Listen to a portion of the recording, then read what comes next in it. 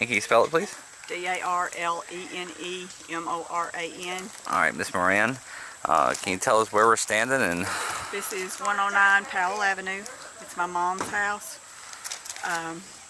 You know, the creek does get up and get out every once in a while, but not like this. This is the first time it's ever done this.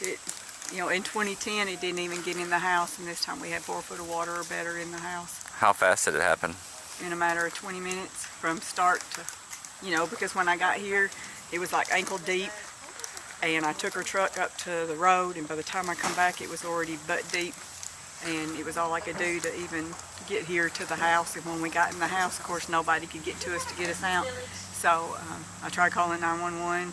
I called my husband and told him, and he got as far as Damos, and he said, I can't get to you. He said, go to the attic. So we went in the attic and rode it out. And you stayed in the attic the entire time? Mm-hmm. What's going It was through your a little mind? bit after 8 when we got in the attic, and we stayed there till probably 11:30 or so. What's going through your mind while you're up there? Well, Saturday was running on adrenaline. You know, I was trying to laugh and make jokes and keep her calm. We'll walk around to the back. I want to show you, because at one point I heard something and I thought it broke a glass window. But what happened is the whole foundation of the house on the back side went away. And we were just lucky that the whole house didn't collapse off and us go with it. And I just knew that water started coming in the house really fast, and I kind of panicked because I had the attic door still open and I could see. And I started to panic a little bit then. And then I kept watching on the wall, and I could see when it started going down. You know, I'm just thankful to God that he decided to keep us, you know. What was it But like? she had shattered her femur. So she had just had her, back in January, had a rod put in her femur and knee replacement. So it's all she can do to get around very well. And so I was just behind her, pushing her up the attic, just pushing, you know, and we got it to the top, and then she couldn't twist to turn around, but we finally got her in, but then we couldn't get her out, and a neighbor come and got her out. But What was it like walking outside for the first time? there were so many people standing up here at Damos. You know, I just looked up and they were all there.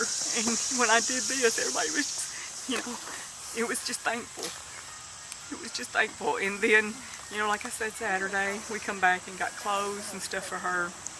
But then Sunday, down Sunset, we come back up Sunset. It's just, it's horrible. It's horrible. And there's so many dying and so many that's missing. You know, it's just not good. In a small town, I'm sure you guys all know each other too, so I'm sure you know some of the people that are missing. And yeah, some that have died and some that have missing. There's people that, you know, there's a lady that died that we walk every day, and she was always sitting on the porch when we walk by, you know. Yep. how does the community recover from this? It's going to be a long time. It's going to be a really long time. I mean, this is not going to take care of itself overnight. This is going to be years in the making. But it's a small community and everybody knows everybody else, and we're all sticking together. I've had so many people here to help. I work for Vaughn Contractors, and one of the guys that I work for lives in Dixon, and the group from the Dixon Church come down yesterday and help me get everything out of the house.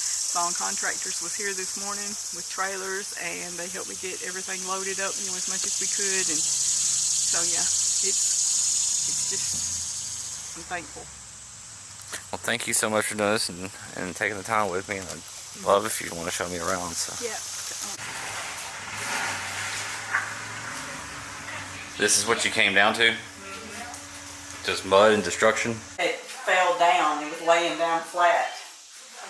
You know, because I left the attic door open, so I kept walking down every so often. I could see the water on the windows. You know, I could tell how high the water was getting.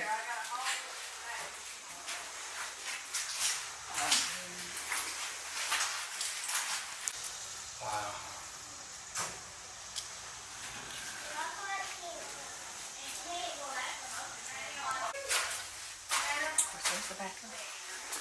I'll be right out there in a minute, Jillian. Of course, there's no foundation under there, so I wouldn't walk. It's all washed out. Mm-hmm. We'll.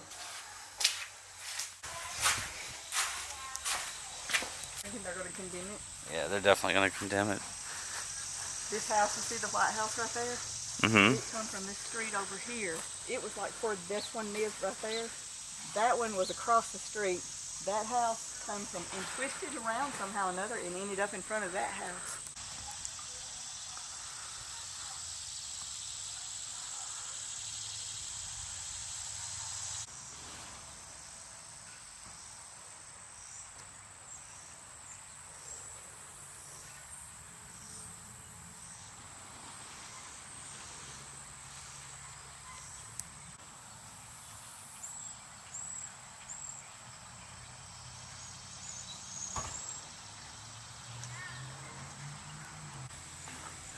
Floodwaters literally took this house, picked it up, and shoved it into this tree, which stopped it from getting blown farther downstream.